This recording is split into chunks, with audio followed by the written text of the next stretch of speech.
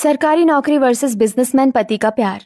शारदा हाथ में थैला लिए सब्जी की दुकान पर खड़ी गुस्से में सब्जी वाले से मोल भाव कर रही होती है। अरे बहन जी, ये आप क्या बात कर रही हैं? आलू 30 रुपए किलो है और आप सीधे कह रही हैं 15 रुपए दूंगी। पूरे 50% डिस्काउंट मांग रही हैं आप। इतना घाटा सहकर तो मैं बर्बाद हो जाऊंगा मैडम, ऐसा थोड़ी होता है। ओ भाई, तुझे पता नहीं है क्या कि मेरा बेटा कौन है? मेरा बेटा सरकारी नौकरी करने वाला है, बहुत जल्द उसकी ज्वाइनिंग होने वाली है। सीधे तरीके से 15 रुपए किलो में आलू देता है, या मैं किसी और दुकान वाले के पास से जाकर सामान ले लूं? अरे बहन जी जाइए आप किसी और के पास से ले लीजिए, मुझे नहीं बेचना 15 रुपए में। तेरी इतनी हिम्मत, तू मुझे मना करेगा? रुक, अभी तुझे बताती हूँ। शारदा गुस्से में सब्जी वाले के ठेले को जोर से धक्का दे देती है, जिससे सारी सब्जियां सड़क पर बिखर जाती हैं। ये क्या किया आपने? बदतमीजी तूने शुरू की है। जब मेरा लड़का सरकारी नौकरी करने लगेगा ना, तो सबसे पहले तेरा ये ठेला यहाँ से हटवाऊंगी, तुझे जेल भिजवा दूंगी। क्या जेल? अरे नहीं नहीं बहन जी, आप ऐसा अनर्थ मत कीजिएगा। मैं तो एक गरीब आदमी हूँ, पुलिस के चक्कर में नहीं पड़ना चाहता। आप 15 रुपए क्या, आप ये आलू मुफ्त में ही ले जाइए। सब्जी वाला डर के मारे जल्दी जल्दी ढेर सारे आलू उठाकर शारदा के थैले में भरकर दे देता है। फिर शारदा हाथ में मुफ्त के आलू लेकर शान से घर पहुँचती है, जहाँ घर के अंदर सतीश, विकास और पिंकी बैठे होते हैं।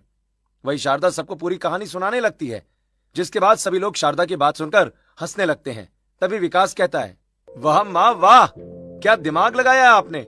सरकारी नौकरी का नाम सुनते ही उसकी हवा निकल गई। मान गए आपकी स्मार्टनेस को। हाँ माँ, ये तो बहुत सही तरीका है। मैं भी कॉलेज जाते समय ऑटो रिक्शा का भाड़ा नहीं देती हूँ, बस भैया का नाम लेकर कह देती हूँ कि मेरे भैया सरकारी नौकरी करने वाले हैं। भला मैं क्यों पैसे दूं? रिक्शे वाले बेचारे डर जाते हैं। वहीं दूसरी तरफ एक छोटे से घर में माया और आर्यन रहते हैं। तभी आर्यन पसीने में तरबतर होकर अपनी छोटी सी फैक्ट्री से घर आकर कहता है, माँ आज धूप बहुत तेज थी और मैं अपनी ऑर्गेनिक खाद के सैंपल्स लेकर कई जगह पर गया, पर कोई सुनने को तैयार ही नहीं है। मैंने इतनी मेहनत से ये फॉर्मूला ढूंढा है माँ, पानी की ठंडी टंकियाँ तो महीने में 1-2 बिक जाती हैं, पर मेन बिजनेस नहीं चल रहा। कोई बात नहीं बेटा, तू इसी तरह मेहनत करता रहे। सच्ची लगन कभी बेकार नहीं जाती, तेरा बिजनेस जरूर कामयाब होगा। ऐसे ही कुछ दिन बीतते हैं और एक दिन माया और आर्यन बैल्कनी में खड़े होकर बातें कर रहे होते हैं। तभी बगल वाली बैल्कनी में शारदा और विकास आकर खड़े हो जाते हैं।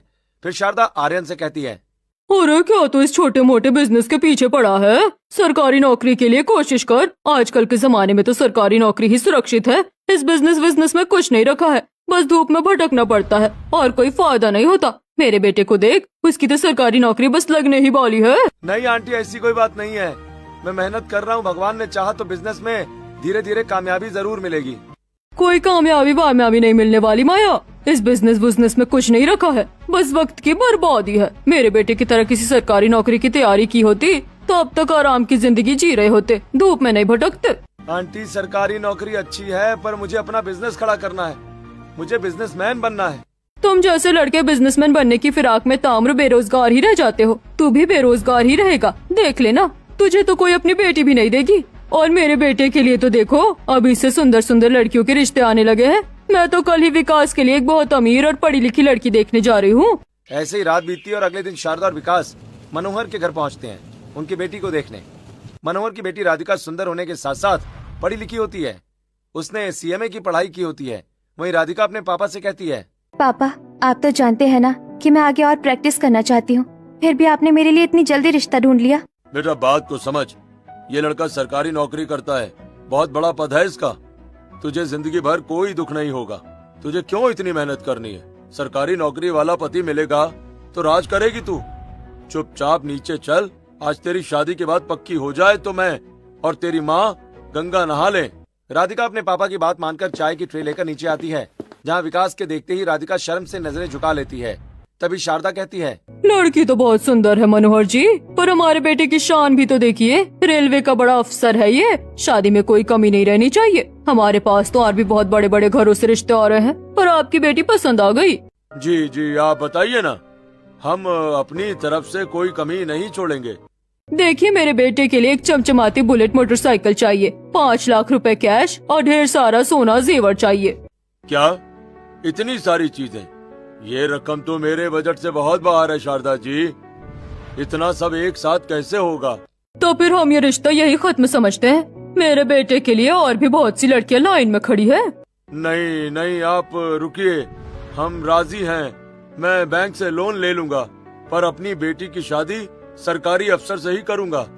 ये सुनकर शारदा खुश हो जाती है और रिश्ता पक्का करके चली आती है। जिसके बाद मनोहर की पत्नी ममता उससे कहती है, ये क्या जी, आप इतने सारे पैसों का इंतजाम कैसे करोगे? अरे मैं बैंक से 10 लाख का लोन ले लूंगा ममता, 5 लाख नकद दे दूंगा, बुलेट भी आ जाएगी और गहने भी। बेटी की खुशियों के लिए इतना तो करना ही पड़ेगा। नहीं पापा, आपको इस रिश्ते के लिए हाँ नहीं करना चाहिए। वो लोग मुझे लालची लगते हैं। अगर वो लोग लालची नहीं होते तो इतना सारा दहेज नहीं मांगते। मैं तो कहती हूँ आप इस रिश्ते के लिए साफ साफ मना कर दो। वैसे भी मैं पढ़ी लिखी हूँ, ढेर सारे रिश्ते मिल जाएंगे। अरे बेटा, तू कैसी बात कर रही है? आजकल अच्छे रिश्ते मिलना बड़ा मुश्किल है बेटा, और तू क्यों चिंता करती है? पैसों का इंतजाम तो मैं खुद कर लूंगा। ऐसे ही समय बीतता है और कुछ दिन बाद धूमधाम से शादी होती है। वहीं विकास को बुलेट और कैश मिल जाता है और राधिका दुल्हन बनकर माया के घर आ जाती है। तभी शारदा गृह प्रवेश के समय माया को ताने मारते हुए कहती है, देखा माया, अभी तो मेरे बेटे की पूरी तरह ड्यूटी शुरू भी नहीं हुई और कितनी सुंदर और पढ़ी लिखी बहू आ गई, और शादी में भी हमारा फूटी कौड़ी खर्च नहीं हुआ, सब लड़की वाले ने दिया। ये होती है सरकारी नौकरी की असली पावर। और तू अपने बेटे को देख। कोई बात नहीं शारदा बहन, हर किसी की किस्मत अलग होती है। मेरा बेटा अपनी मेहनत से ही आगे बढ़ेगा। अगले दिन विकास अपने ऑफिस जाने के लिए तैयार होकर डाइनिंग टेबल पर आकर बैठ जाता है। वहीं राधिका ने पहली रसोई में बहुत अच्छा खाना बनाया होता है। वो खाना परोसते हुए कहती है, आप लोग नाश्ता कर लीजिए और मैंने आपके लिए टिफिन भी पैक कर दिया है। विकास नाश्ता करके ऑफिस पहुंचता है, जहां वो एक राशन विभाग के कैबिन में बैठा होता है। तभी एक गरीब औरत उसके पास आती है। साहब, मेरा राशन कार्ड नहीं बन रहा है, बहुत दिनों से चक्कर काट रही हूँ, कृपया मेरा काम करवा दीजिए। साहब? हाँ, मैं तो साहब हूँ, सरकारी नौकरी है मेरे पास। अब दुनिया मेरे कदमों में झुकेगी। अभी टाइम नहीं है, बाहर बैठो, जब बुलाऊंगा तब आना। यहाँ भीड़ मत लगाओ। नहीं नहीं साहब, ऐसा मत कीजिए। अगर मेरा राशन कार्ड नहीं बना तो मैं बहुत परेशान हो जाऊंगी। भगवान के लिए मुझ पर दया कीजिए। मैं अभी बहुत बिजी हूँ, तुम यहाँ से जाओ। बेचारी गरीब औरत परेशान होकर वहाँ से चली जाती है। ऐसे ही दिन बीत रहे थे और अब धीरे धीरे विकास को अपनी नौकरी का घमंड होने लगता है। और फिर एक शाम वो घर लौटते समय राधिका के लिए गजरा लेकर आता है। ये लो राधिका, आज मैं तुम्हारे लिए गजरा लाया हूँ। शुक्रिया। राधिका अपने पति का व्यवहार देखकर मन ही मन सोचती है, मुझे बहुत अच्छा पति मिला है। भले ही मैं अपना करियर नहीं बना पाई, पर ये मेरा इतना ख्याल रखते हैं। मैं कह रही थी कि आज हम दोनों बाहर चलते हैं, मुझे अपने लिए कुछ सामान लाना है।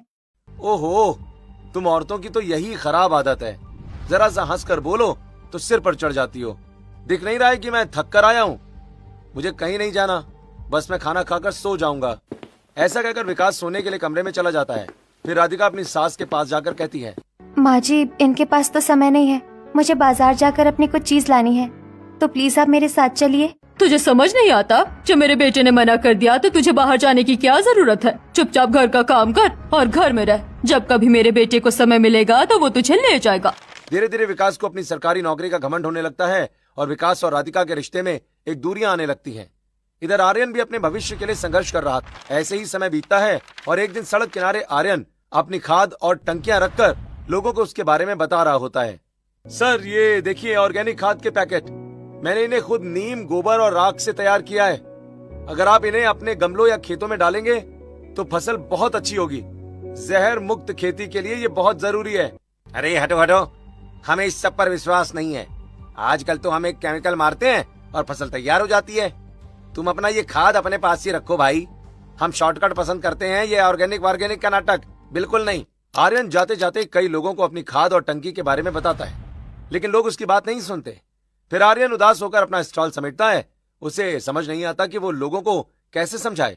4 दिन से एक भी पैकेट नहीं बिका, ऐसे मेरा बिजनेस कैसे चलेगा? ऐसे कुछ दिन और बीत जाते हैं और एक दिन आर्यन अपनी गर्लफ्रेंड ईशा के साथ पार्क में बैठा होता है। तभी ईशा आर्यन से कहती है, आर्यन, तुम इतने उदास क्यों हो? कुछ न कुछ रास्ता जरूर निकलेगा, तुम हार मत मानो। ईशा, जब तक काम सेट नहीं होता मैं तुमसे शादी कैसे कर सकता हूँ? तुम्हारे पिता कभी नहीं मानेंगे यार। नहीं नहीं, तुम्हें कल ही मेरे घर रिश्ता लेकर आना होगा आर्यन। मेरे पापा पहले ही मुझे 5 लड़के दिखा चुके हैं। मैंने किसी की नाक टेढ़ी है तो किसी की आँख, ये कहकर मना कर दिया है। अब छठे लड़के को क्या कहूँगी? तुम कल ही आओ। कल? अच्छा ठीक है, मैं आज ही माँ से बात करता हूँ। रात को आर्यन अपनी माँ माया के पास बैठकर कहता है, माँ, मुझे ईशा पसंद है।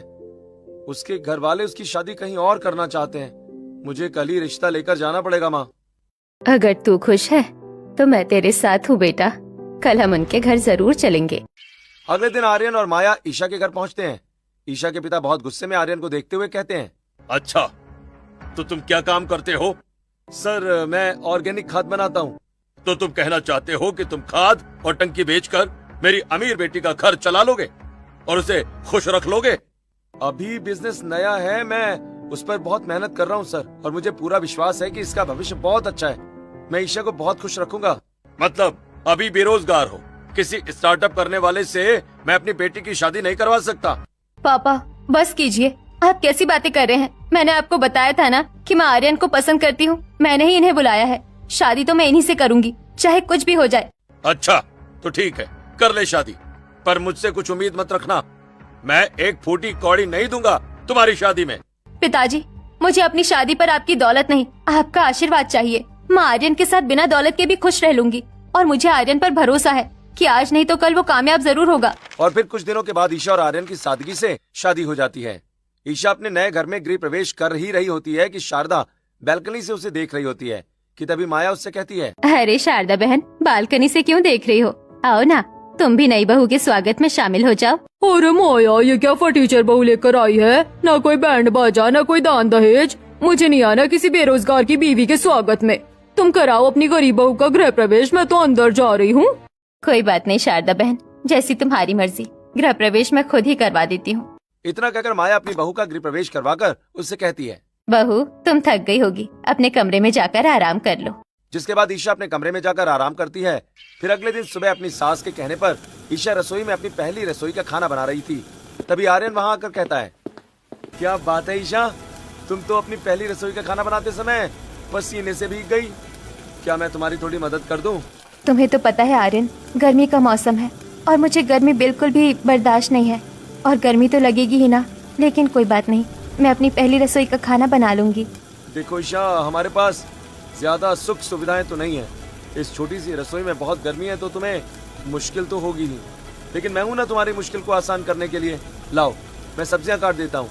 ऐसा कहकर आर्यन सब्जियां काटने लगता है और साथ ही वो ईशा से प्यार भरी बातें भी करता है। आप बहुत अच्छे हैं, मुझे महलों की जरूरत नहीं है, बस आपका साथ ही काफी है। ऐसे ही दोनों खाना बनाकर डाइनिंग टेबल पर परोस देते हैं और सभी मिलकर खाना खाते हैं। खाना खाकर माया कहती है, ईशा बहू, तुमने खाना सचमुच बहुत अच्छा बनाया है। इतना कहकर माया एक चांदी की अंगूठी ईशा को दे देती है नेक के रूप में। ईशा उसे पाकर बहुत खुश होती है।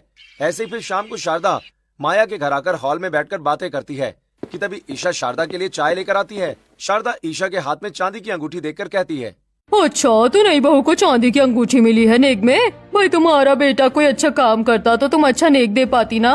नहीं आंटी, ऐसी कोई बात नहीं है। सोने और चांदी से रिश्तों का मोल नहीं तोला जाता। मुझे मेरी सास और मेरे पति इतना प्यार करते हैं, मेरे लिए यही बहुत है। ऐसा कहकर ईशा अपने कमरे की तरफ चली जाती है। थोड़ी देर के बाद शारदा भी वापस अपने घर चली आती है। वहीं राधिका शारदा को देखकर कहती है, माँ जी, आ गई आप पड़ोस की बहू से मिलकर? कैसी है वो? सुना है बहुत अमीर घर से है। हाँ हाँ, आ गई मिलकर, लेकिन तू फालतू बातों पर ज्यादा ध्यान मत दिया कर। चल जा और जाकर खाना बना, मुझे भूख लग रही है। तभी विकास घर आता है और राधिका से कहता है, राधिका तुम्हें कितनी बार समझाना पड़ेगा कि जैसे ही मैं घर आता हूँ दौड़कर मुझे पानी और चाय दे दिया करो। जी मैं अभी लाती हूँ। राधिका किचन में जाती है और जल्दी से चाय बनाती है। फिर पानी और चाय लाकर अपने पति को दे देती है। तो विकास चाय का कप टेबल पर पटकते हुए गुस्से से कहता है, ये क्या है? इतनी खराब चाय बनाई है तुमने, दूध कम क्यों डाला इसमें? तुम्हें नहीं पता कि मैं सरकारी अफसर हूँ? किसी भी चीज में कमी मुझे बर्दाश्त नहीं है। मैं तो रोज ही आपके लिए ऐसी चाय बनाती हूँ, लेकिन अगर आपको पसंद नहीं आई तो आप मुझे प्यार से भी तो बोल सकते हैं। आप सरकारी अफसर हैं, इसका ये मतलब नहीं है कि अपनी पत्नी को नौकरानी समझेंगे। मुझसे ज्यादा मुंह चलाने की जरूरत नहीं है, वरना फिर मेरा हाथ उठने में समय नहीं लगेगा। भाभी, आप ऐसी गलतियाँ क्यों करती हैं कि भैया को गुस्सा आए? आखिर भैया सरकारी अफसर हैं, उन्हें पूरी इज्जत मिलनी चाहिए। एक तरफ जहाँ पिंकी और शारदा को विकास की सरकारी नौकरी का घमंड था, तो वहीं दूसरी तरफ आर्यन अपने बिजनेस को सफल बनाने के लिए लगातार कोशिशें कर रहा था। ऐसे ही समय बीत रहा होता है और एक शाम आर्यन परेशान होकर घर आता है। तभी ईशा कहती है, आप इतने परेशान क्यों दिखाई दे रहे हैं? मैं जानती हूँ कि आपका बिजनेस अच्छा नहीं चल रहा, लेकिन चिंता मत कीजिए, भगवान ने चाहा तो सब ठीक हो जाएगा। हाँ ईशा, तुम्हारी यही बातें तो मुझे हिम्मत देती हैं। वैसे अपने चक्कर में मैं तुम्हें भूल ही गया। ऐसा करो कि तैयार हो जाओ, कब से मैं तुम्हें बाहर लेकर नहीं गया हूँ। सोच रहा हूँ कि आज तुम्हें शॉपिंग करवा दूँ। अरे नहीं, फालतू पैसे खर्च करने की क्या जरूरत है? अभी वैसे भी हमारे पास ज्यादा पैसे नहीं है, तो आप रहने दीजिए। जब आपका बिजनेस अच्छा चलेगा हम तब चलेंगे। अरे नहीं ईशा, ये सारे संघर्ष तो जीवन में लगे रहेंगे, लेकिन वक्त लौट कर नहीं आता। और मेरा भी तो फर्ज बनता है ना तुम्हारा ख्याल रखने का। वो लोग ये बातें कर ही रहे थे कि तभी माया वहाँ आ जाती है और सारी बातें सुनकर कहती है, बहू आर्यन सही कह रहा है, तू तैयार हो जा, तुम दोनों को साथ घूमकर अच्छा लगेगा। सास की बात सुनकर ईशा खुश हो जाती है। फिर वो एक सुंदर सी साड़ी पहनकर तैयार होती है और आर्यन के साथ घूमने के लिए बाहर निकलती है। तो वहीं दूसरी तरफ बालकनी में पौधों में पानी डाल रही राधिका उन दोनों को बाहर जाता देखकर मन ही मन सोचती है, ये लोग गरीब होकर भी कितने खुश हैं, एक दूसरे को कितना समय देते हैं, और मैं सरकारी नौकरी वाले की पत्नी होकर भी गरीबों की तरह जिंदगी गुजार रही हूँ।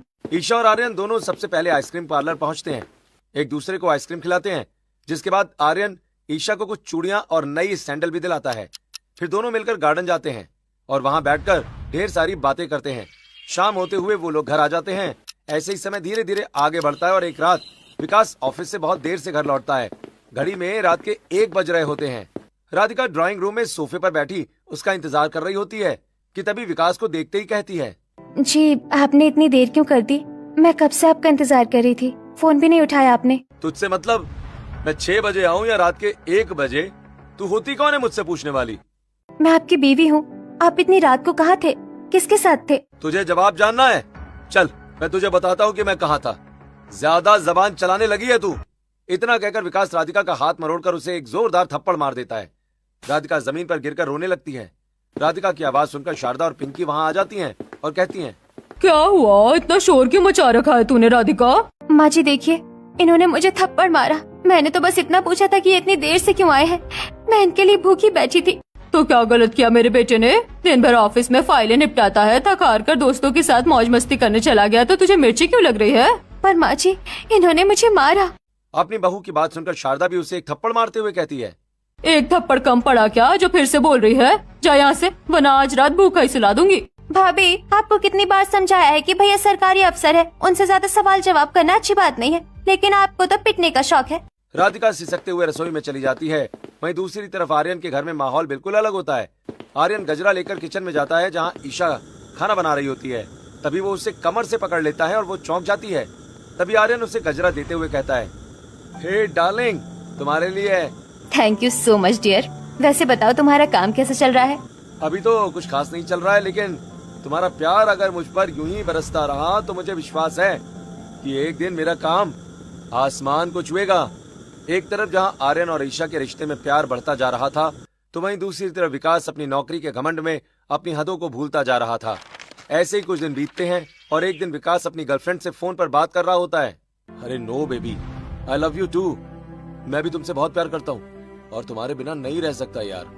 राधिका वो तो बस मेरे घर की नौकरानी है, मेरा दिल तो तुम्हारे पास है। राधिका दरवाजे के पीछे खड़ी होकर ये सब सुन लेती है। उसका दिल टूट जाता है।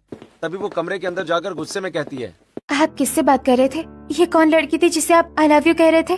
तू फिर से जासूसी कर रही है। तुझे मना किया था ना कि मेरे पर्सनल मामलों में मत पड़। आप मुझे धोखा दे रहे हैं। मैंने सब सुन लिया।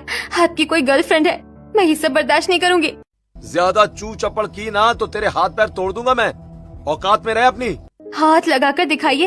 मैं अब चुप नहीं रहूंगी। मैं अभी पुलिस कंप्लेन करूंगी। इतना सुनते ही विकास अपना आपा खो देता है और अपनी कमर से बेल्ट निकालकर राधिका के बालों को पकड़कर उसे बेरहमी से पीटने लगता है। पुलिस बुलाएगी? हाँ पुलिस बुलाएगी। ले बुला पुलिस। देखो कौन आता है तुझे बचाने। सरकारी नौकरी है मेरी, पुलिस मेरी जेब में रहती है। राधिका दर्द से चीखती रहती है, पर शारदा और सतीश कमरे के बाहर खड़े होकर मुस्कुराते रहते हैं। वही राधिका मार खाते खाते बेहोश हो जाती है।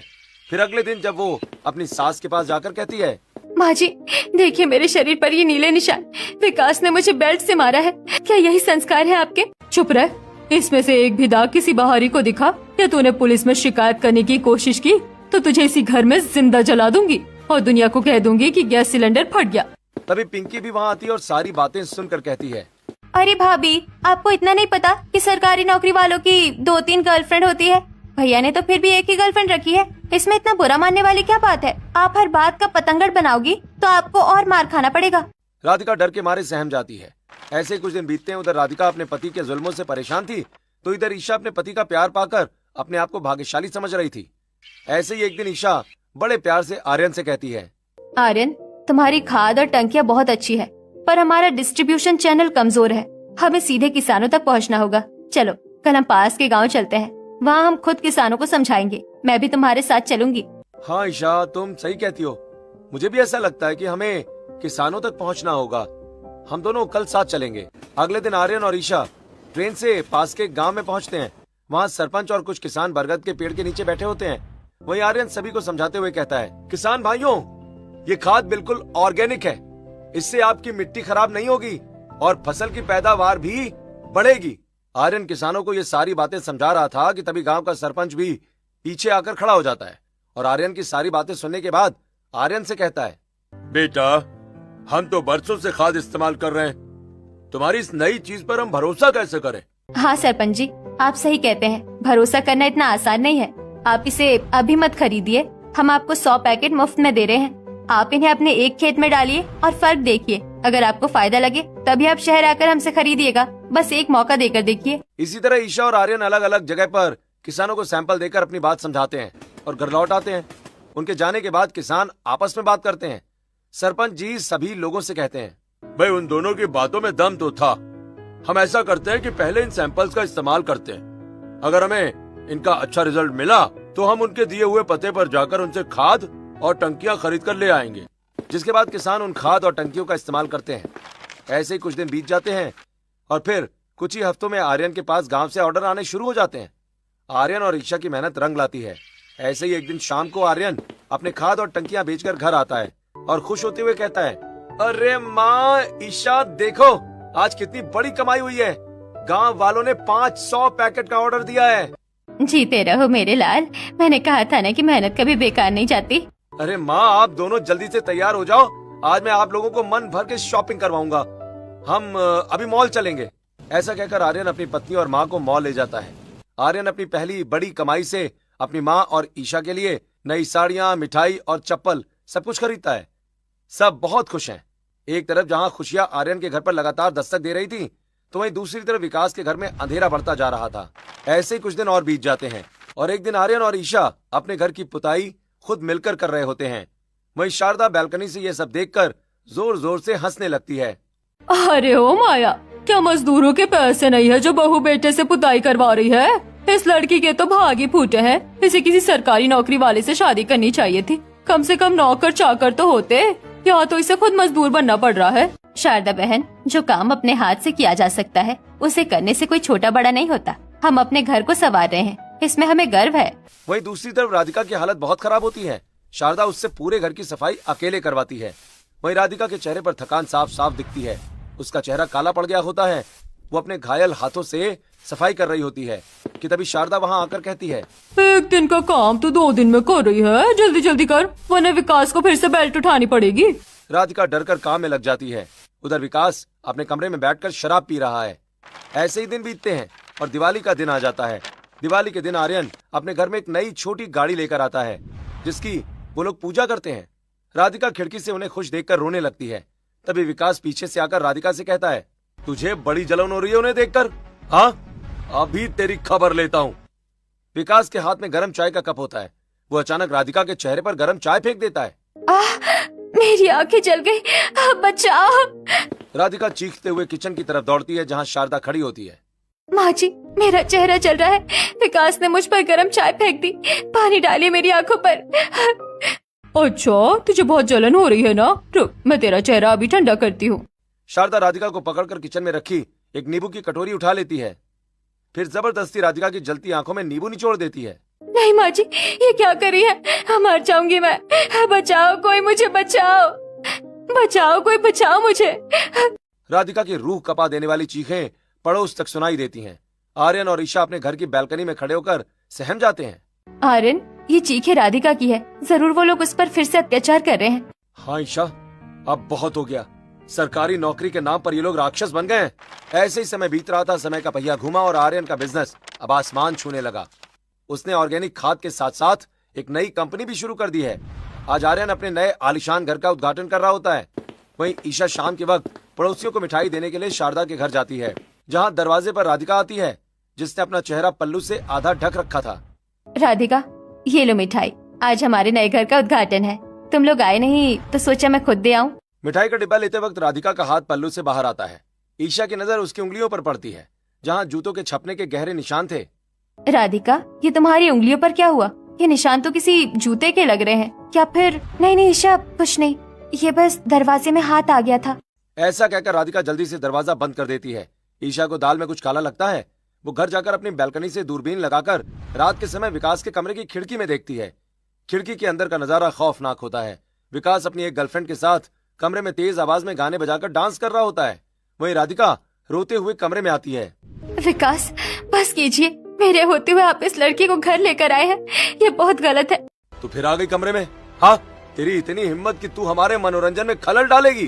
डार्लिंग, इसे डांस करने को कहो ना, हमारा मनोरंजन होगा। राधिका के हाथों और पैरों में चोट होते हुए भी वो डर और बेइज्जती के मारे कांपते हुए थिरकने लगती है। ईशा ये सब देखकर गुस्से से कांप उठती है। इतना जलील आदमी, इसे तो मैं जेल भिजवा कर ही दम लूंगी। अगले दिन ईशा चुपके से राधिका के पास पहुंचती है। जब घर में कोई नहीं होता, वो अपना फोन छिपाकर वीडियो रिकॉर्डिंग ऑन कर देती है। वहीं राधिका रो रो कर अपनी आप बीती सुनाती है। मुझे मायके जाने दो, मैं अब यहाँ नहीं रह सकती, ये लोग मुझे मार डालेंगे। तभी सतीश अचानक कमरे में आकर कहता है, कहीं नहीं जाएगी तू। अगर तू मायके गई तो तेरे माँ बाप पुलिस केस कर देंगे। तुझे यहीं मरना होगा। सतीश गुस्से में राधिका को जोर से धक्का दे देता है, जिससे उसका चेहरा दीवार से टकरा जाता है और उसके नाक से खून बहने लगता है। तभी बाहर पुलिस और नारी सशक्तिकरण की महिलाओं की फौज पहुंच जाती है। इंस्पेक्टर साहब, देखिए ये सबूत, ये लोग इस मासूम पर कितना अत्याचार कर रहे हैं। आज इनकी सरकारी नौकरी की अकड़ निकाल दीजिए। चलो बहनों, उठाओ अपनी चप्पलें, इन दरिंदों को आज सबक सिखाना ही होगा। पुलिस और महिला कार्यकर्ता घर के अंदर घुसकर विकास और उसके परिवार वालों को चारों तरफ से घेर लेती हैं, जिसके बाद उन पर चप्पलों की बरसात शुरू हो जाती है। अरे आप मुझे हाथ कैसे लगा सकती हैं? अरे मेरी सरकारी नौकरी है, पुलिस मेरी गुलाम है। अच्छा, सरकारी नौकरी है तो क्या कानून से ऊपर हो गया तू? हाँ, कानून किसी का गुलाम नहीं होता। तूने वर्दी का और सरकारी पद का अपमान किया है। विकास, शारदा, सतीश और पिंकी को घसीटते हुए घर के बाहर लाया जाता है। पूरा मोहल्ला इकट्ठा हो जाता है। तभी आर्यन अपनी मर्सिडीज गाड़ी से सूट बूट में उतरता है। विकास, आज तुम्हारी सरकारी नौकरी की पावर कहाँ गई? तुमने अपनी बीवी को पैर की जूती समझा था ना, आज देखो तुम खुद कीचड़ में पड़े हो। इस सास का चेहरा काला करो, इसके बाल आधे काट दो। इसने अपनी बहू की आंखों में नींबू निचोड़ा था ना, इसे भी वही दर्द मिलना चाहिए। जिसके बाद शारदा और सतीश का मुंह काला किया जाता है। उन्हें चप्पलों की माला पहनाई जाती है। लोग उन पर टमाटर और सड़े हुए आलू फेंकने लगते हैं। पुलिस विकास और उसके परिवार को जीप में डालकर जेल ले जाती है। राधिका फूट फूट कर रोते हुए ईशा के गले लग जाती है। अब मेरा क्या होगा ईशा? मेरे मम्मी पापा को पता चलेगा तो वो टूट जाएंगे। मैं इस हालत में उनके सामने नहीं जा सकती। राधिका बहन, तुम्हें कहीं जाने की जरूरत नहीं है, तुम हमारे साथ चलो। तुम पर जो बीती है उसका इलाज और इंसाफ दोनों हम करेंगे। आर्यन राधिका को अपनी मर्सिडीज में बिठाकर अस्पताल ले जाता है। डॉक्टर उसे चेक करते हैं और कहते हैं, भाई इन्हें बहुत अंदरूनी चोटें आई हैं। कम से कम 1 महीने का पूरा बेड रेस्ट चाहिए इन्हें, और अच्छी डाइट भी। आप फिक्र मत कीजिए डॉक्टर साहब, ये अब हमारे घर रहेंगी और मेरी माँ और ईशा इनका पूरा ख्याल रखेंगी। ऐसे ही 1 महीना बीत जाता है। माया और ईशा की देखभाल से राधिका अब बिल्कुल ठीक हो गई है। उसके चेहरे की चमक वापस आ गई है। आर्यन भाई, ईशा, आप लोगों ने मेरे लिए जो किया उसका कर्ज मैं कभी नहीं उतार सकती, पर अब मैं किसी पर बोझ बनकर नहीं रहना चाहती। राधिका, मैंने और ईशा ने एक फैसला किया है। मेरा कारोबार अब बहुत बढ़ गया है और मुझे एक काबिल कस्टम मैनेजमेंट अकाउंटेंट यानी CMA की जरूरत है। तो क्या तुम मेरी कंपनी में हेड ऑफ फाइनेंस बनोगी? मैं चाहता हूँ कि तुम अपनी पढ़ाई का इस्तेमाल करो और अपने पैरों पर खड़ी हो। सच में? क्या आप मुझे ये मौका देंगे? मैं पूरी ईमानदारी से काम करूंगी। राधिका आर्यन की कंपनी में बड़े पद पर काम करने लगती है। विकास और उसका परिवार अब भी जेल की सलाखों के पीछे अपनी करनी का फल भुगत रहा होता है।